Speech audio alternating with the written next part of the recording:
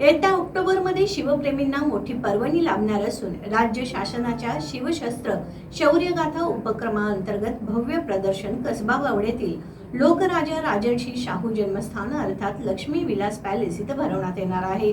छत्रपती शिवाजी महाराजांची रायगड महासंग्रामात वापरलेली वाघनखं हे या प्रदर्शनाचं खास आकर्षण असणार आहे।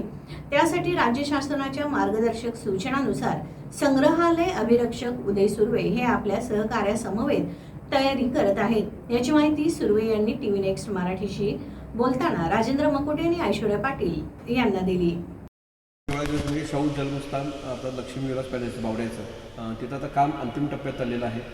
ते केव्हा पूर्ण होतं कोल्हापूरकरांना त्याची उत्सुकता आहे। शाहू महाराज जन्मस्थळ म्हणजे अर्थात लक्ष्मी विलास पॅलेस या स्मारकाची कामं स्थापत्य कामं जी आहे स्थापत्य कामं अगोदरच पूर्ण झालेली आहेत, ती संपूर्ण झालेली आहेत। तर त्या इमारतीमध्ये आता शाहू महाराजांच्या जीवनावर संग्रहालयाचं काम जे आहे ते प्रगतीपथावर आहे आणि त्याच ठिकाणी शिवशस्त्र शौर्यगाथा प्रदर्शन जे आहे हे ऑक्टोबरच्या दरम्यान इथे होण्याचं तसे आम्हाला निर्देश प्राप्त झाले। त्या ज्या वाघनखे आलेल्या आहेत त्यासुद्धा कोल्हापूरकडनं त्या शिवशस्त्र शौर्यगाथा प्रदर्शनामध्येच ते डिस्प्ले केले जातात।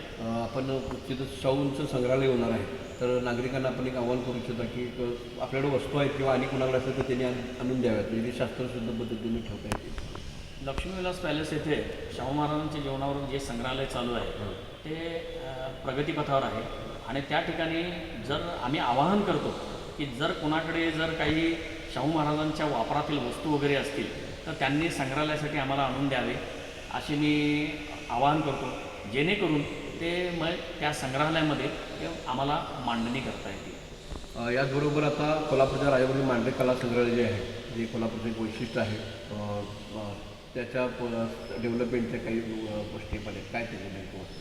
चंद्रकांत मांढरे कला संग्रहालयाचं काम शासनाकडून सुरू झालं होतं। ते जे काय सुरू झालेलं होतं त्यामध्ये इमारतीचं नूतनीकरण आणि दालनांचा विकास असं ते काम होतं।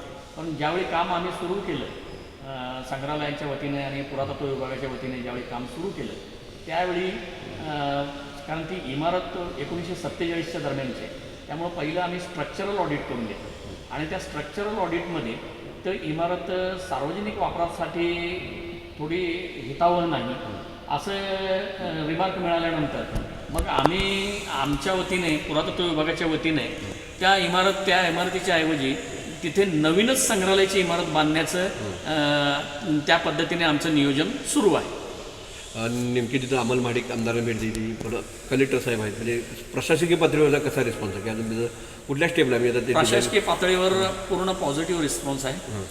अमल महाडिक साहेबांनी सुद्धा त्याची पाहणी केली आणि पूर्ण सकारात्मक दृष्टिकोनातून हे संग्रहालय आपण उभे करू असं त्यांनी त्यांचे तिथे एक ऑडिटोरियम असेल किंवा एक मोठं 4 मजली होईल आणि कोल्हापूरचं एक वैशिष्ट्य राहील ते सगळे अशा प्रकारे ती इमारत पूर्ण इकडे संग्रह हे माणसाच्या म्हणजे वैयक्तिक पातळीवर असतील किंवा सार्वजनिक पातळीवर असतील एक मानवी समृद्धीचं ते प्रतीक असतं।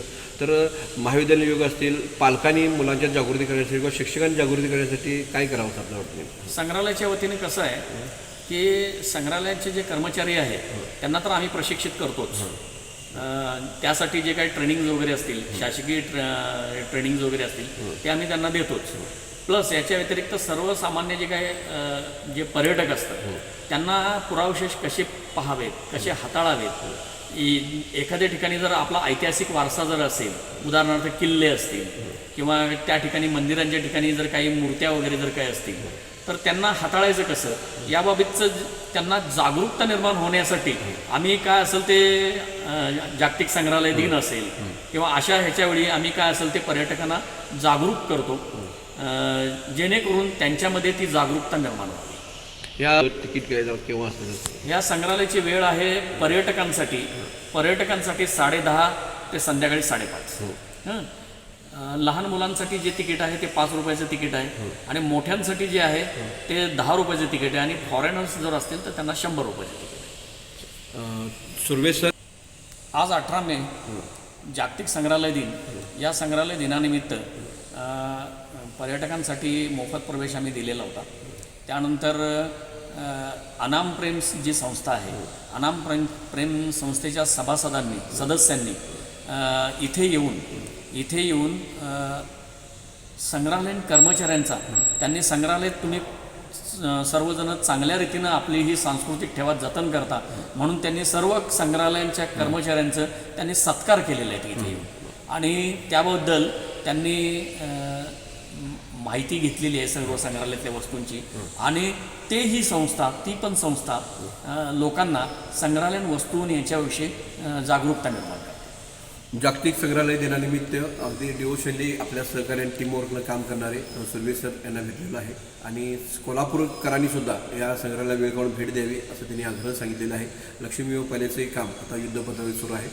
TV नेक्स्ट परिवाराची तुम्ही आपले संवाद साधला त्याबद्दल मी राजेंद्र मुकुटे, आमच्या सहकारी ऐश्वर्या पाटील आणि आमच्या TV नेक्स्ट परिवारातर्फे आपले आभार मानतो. धन्यवाद. खूप खूप धन्यवाद.